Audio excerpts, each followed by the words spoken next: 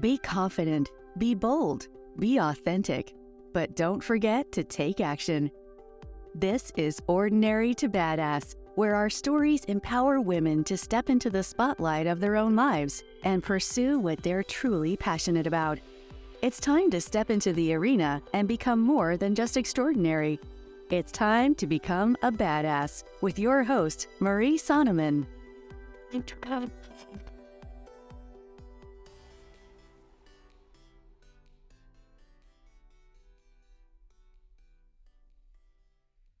Welcome to Ordinary to Badass, episode number 282. Last episode, you heard from Tina Erwin, who is a ghost helper, and she teaches the living how to help the dead. Now, today, you're going to hear 3 reasons why Tina is so badass. Before we get into it all, though, I just want to remind you that you're a badass, that I believe in you. Even though sometimes you have to pivot, sometimes you have to turn, your interests change, that's okay. You are exactly where you need to be. And, Tina, we talked all about her career in the Navy last episode. And really, she is a ghost helper. And she does most of her stuff with ghost helper. Like, before, it was the Navy. Now, it's being a ghost helper. We pivot, we change. There are different seasons of life. And so just because you aren't where you thought you would be, or just because you have to pivot and change and do something that you didn't know you'd have to do initially, that's okay. That is badass. If you're pivoting and changing where you need to, that's growth. Not everybody is willing to do that. And so sometimes it's hard. Sometimes it feels like you're not moving as quickly as you would like to move, and that can feel frustrating. But you're moving. Not everybody is moving. If you are making forward progress, that is a win. If you fell down and got back up again, that is a win. If you felt like you failed, that is a win. Even, I think it was Albert Einstein, he failed over and over and over when trying to make the light bulb. And he's like, I didn't really take any of it as a failure. I just took it as a lesson. And because he took it as a lesson, he kept trying over and over again until finally he got it right. Albert Einstein was famous for saying, you never fail until you stop trying. So keep going, keep trying, keep pivoting and learning as you go. You are a badass and you can do this. Okay, with that, let's get to the episode. Welcome to Ordinary to Badass. Whether you're ordinary or badass, I am so glad you're here. So first, we're going to start off with real or real fake. In the last episode, you heard from Tina Erwin, and she is a ghost helper. And so that's going to relate to our real or real fake today. Tina Erwin helps ghosts and helps the living be able to help the dead. And I want to hear from you. What do you think? Do you believe that there are ghosts? Do you think ghosts are real or real fake? Is it just something that Hollywood came up with to scare people and as a joke? Or is it legit? Have you seen a ghost, felt the presence, just known something was haunted? What's the deal? So I want to hear from you. Take the poll on Spotify and let me know if you think like ghosts and hauntings, supernatural, if you think that's real or real fake. All right. So today we are going to talk about 3 reasons why Tina Erwin is so badass. Now, Tina, although I told you that she is a ghost helper, we didn't even get into any of that. As crazy as it is, we didn't get a chance to talk about her ghost helper stuff. We talked all about her experience in the Navy, what that was like, and how she was in leadership. So go back, check out that episode. But this has a lot of great nuggets too, and you can kind of get the gist of the last episode, or from hearing why Tina is so badass, or Tina Erwin. And yeah, and if it interests you, like, oh yeah, I'll go back and check it out. So 3 reasons why Tina's so badass. First is for speaking other people's language. Second is for exploring new territory. And third is because she allowed people to have a voice who otherwise wouldn't have had one. So let's start with number one. Tina spoke other people's language. Now, she didn't like change her language from like English to Spanish or something like that, but she changed the way she talked to people. She changed the tone, or she'd base it on kind of her experience with other people. So often we get caught up in this trap trying to get everybody to talk like we do, or we just expect that people will talk and relate that we do the way that we do, instead of like, is there another way to go about it? Is there a way I can say this that they would understand better, that it would hit home a little bit more? Is there a way we can communicate with ease, right? And so Tina said that when she got into issues or got into problems with people, she would try to help them save face. And this is big because sometimes you get embarrassed by things, right? And you don't want the whole world to know, like, that something happened. And an example of that is Tina she was engaged to somebody, and they were both in the military together, and she convinced the military to send her with him to a different location. And they're like, oh, you're going to have to pay for it yourself. But according to military orders, the military was supposed to pay for it. So she had to do her digging, whatever, figure it out. So they moved to another location together. And then she ended up, falling in love with somebody else and breaking it off with this guy because she had feelings for somebody else. And she let him save face. And she said, you know what? I let him go tell everybody that he broke up with me, that he was the cool one. So that it wouldn't look like, oh, he got dissed or he got burned. She let everybody, words are hard. She let him tell everybody that he was the one that did the breaking up. He broke her heart. And so I'm going to read this quote that she said.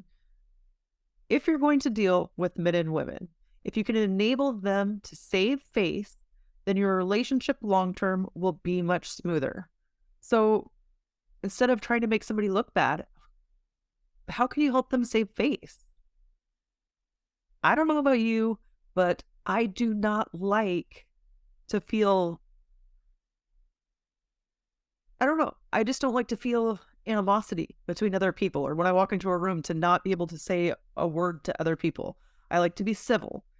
So if you kind of let people save face, it makes it a whole lot easier to be civil.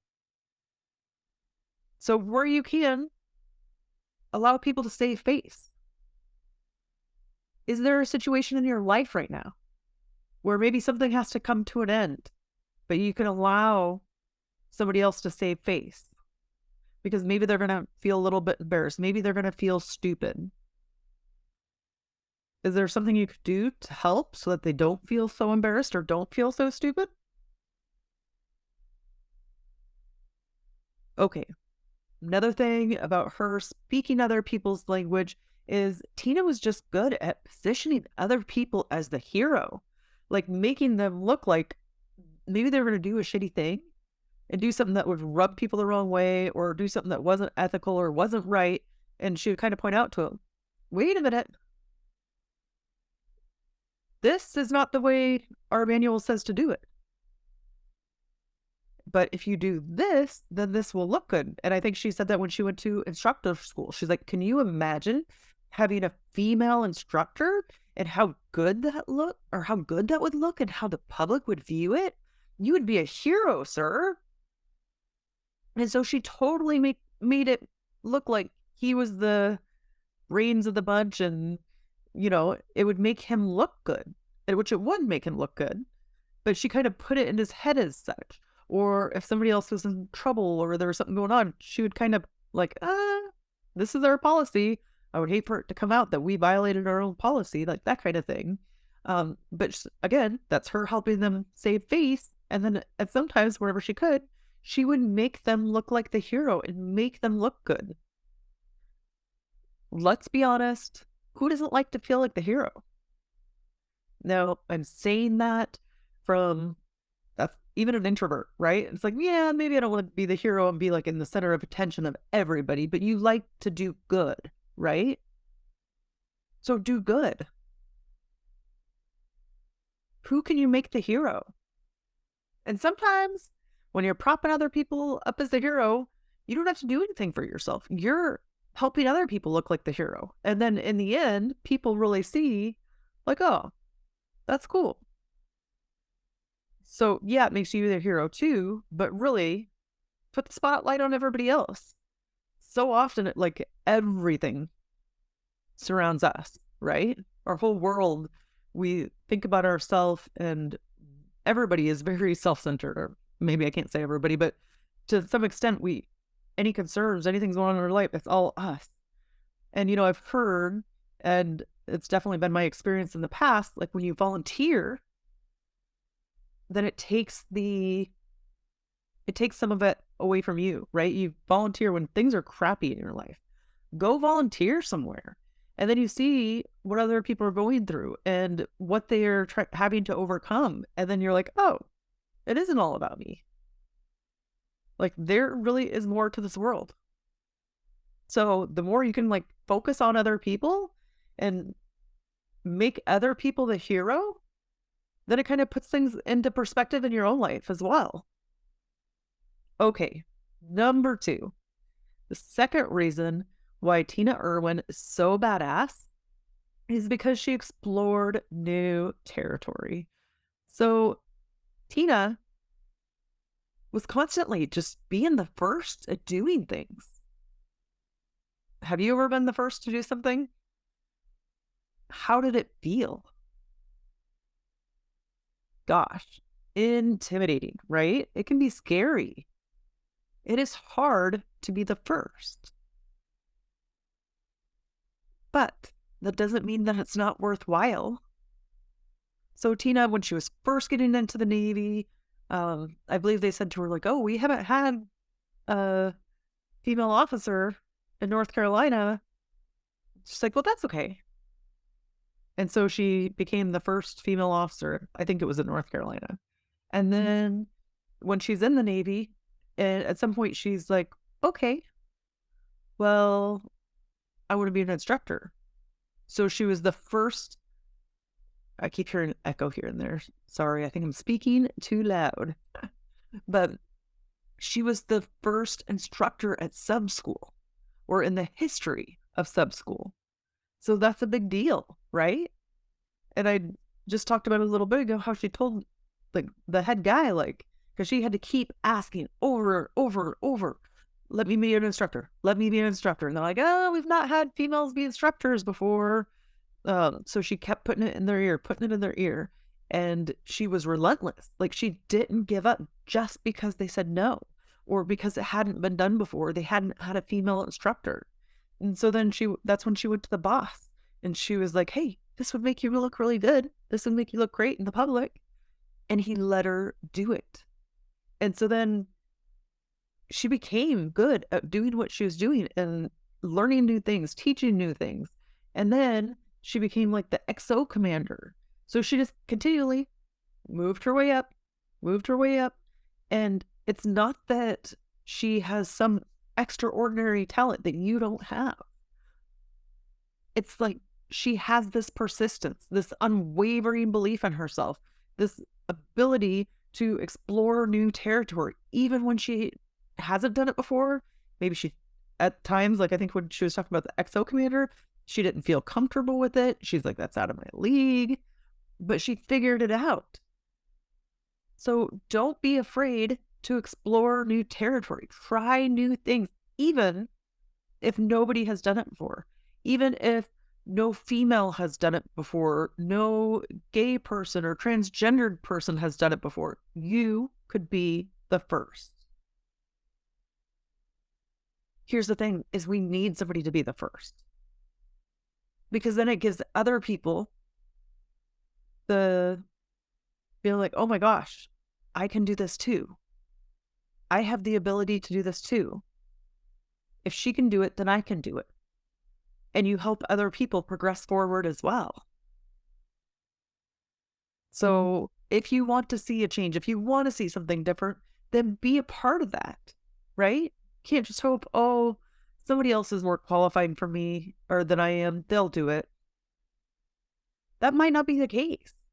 And you don't always have to have like extreme qualifications. You take one step at a time. Like Tina became an officer. And then after she became an officer, then she went to instructor school. And then she became an XO commander. So she took it one step at a time and grew and learned and figured out as she went. You just have to know the first step or the next step. You don't have to know the whole roadmap along the way. Just take the first step. So, what can you explore? What's something new that you could do? And it doesn't even have to be something you don't have to be the absolute first, but you could be the first that you know of, or the first in your area, or the first in your building. What is it you're afraid of? What is the first step that you could take? Just the first teeny tiny baby step. It doesn't have to be anything big. It doesn't have to be anything life altering. Like, I don't remember the exact quote, but Tiffany Babb was on the Ordinary to Badass podcast before, and she was like, you know what? Life is changed and goals are accomplished in the ordinary, everyday moments. It's not the marathon that you run or any huge major goal that you have, the making $100,000 a year or whatever your goal is. It's not that big shiny thing where you can get the medal. It's the ordinary things that you do day in, day out that make you become extraordinary. So focus on just starting with the ordinary things, just the first step or just the next step. That's it. That's all that's required. Required for your badasser anyway. Just take teeny tiny steps. I don't care how small. Progress is progress. Okay. Third reason why Tina Erwin is so badass is because she allowed other people to have a voice when they didn't feel like they had one. So remember I talked about Tina becoming an XO commander? Well, she didn't feel like she was qualified. And at first she's like, I can't do it. I don't understand it. That seems so out of my league. And she didn't get it. And she just felt like, nope, I'm comfortable where I am. I'm comfortable being an instructor, doing this thing. But I don't know anything about that. You're going to have to find somebody else. And they're like, no, we need you. You can do this. We need your help. And so she listened, right? And what she did is she goes, okay, she asked her boss, can I do research? Can I go talk to people? Sure, absolutely. So she went to talk to people. She went all around to different base camps and talked to people, talked to SEAL Team 6, and got feedback from them.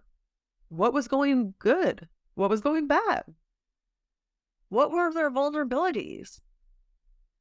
And what she learned was crazy. She learned so much information from just going around and talking to people, from finding out from them what was working for them, what's not working for them. So she asked the questions. If you don't ask the questions, you're not going to get the answers. You can assume all day long, but in my experience, especially in being a supervisor and leadership, the more I assume, the more that I am wrong. So ask questions. And so she's like, man, I found out that people were fearful, that they were fearful for their life, and they were worried. And nobody bothered asking them. Or if the question was asked, people weren't listening. Maybe they just tried, like the people she was talking to, they could have tried to bring it up to their supervisor or somebody. People weren't listening. They didn't have open ears. They didn't really want to hear what was going on, or they didn't know the solution, so they just let it go. Don't be afraid to ask questions. When you ask questions, when you get curious, it certainly allows other people to have a voice. So people got to bend her ear who ordinarily wouldn't even get to talk to her or somebody at her level. And I don't remember if that's when she was XO commander or lieutenant commander, but she was at a high rank. And new enlisting officers or people newly enlisted to the Navy didn't get to talk to people like her. But she took the time to listen to them, to ask questions and to listen. Where in your life can you do that? Who can you ask questions to? And really, really listen to their response without trying to interject. I think we underestimate the power of that so much. So I love that Tina set her ego aside and she just went and asked questions. She really just sat there and listened to what people had to say because it was important. And she really ran a successful program because of that. So, man, I loved having Tina on the podcast because it just reminded me so much like of listening, asking questions, strong leadership because she was a strong leader. And really people came to respect her. She was like, they really respected me and they started looking out for me and having my back because I was having their back. People want to help you when you're helping them, right? And people tend to like people that are helping them. Let's be honest. Who helps you that you don't like? It's pretty rare. Pretty rare. Okay.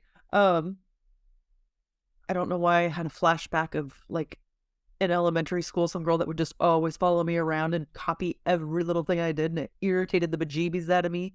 So she wanted to help me. She wanted to do everything I did, but it was a copycat and I was young, so I was irritated. But I don't know why that flashed into my mind when I was like, who doesn't want to be liked?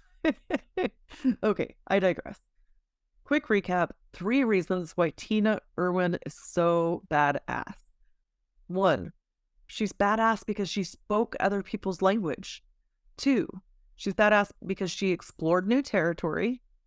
And 3, because she allowed other people to have a voice who wouldn't ordinarily have a voice. So if you like this episode, take a screenshot, throw it in your Instagram stories, tag me at Ordinary to Badass. Unfortunately, Tina doesn't have social media, but tag me. I'll make sure to get her a copy of whatever you said. I want to know your feedback. I want to know your takeaways from Tina's episode.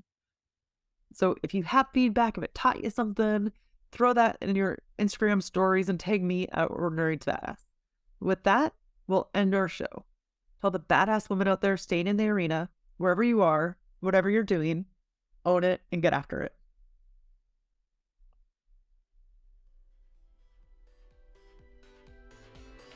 Now that you've listened to this episode of Ordinary to Badass, we want to hear from you. Go to our website, ordinarytobadass.com/podcast, and submit your own experience on how you took your life from ordinary to badass and get the chance to be on a future spotlight episode of the show.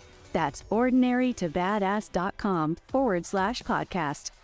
While you're waiting for the next episode of the show, wipe off the sweat, dust off the dirt, and get back in the arena. Smooth.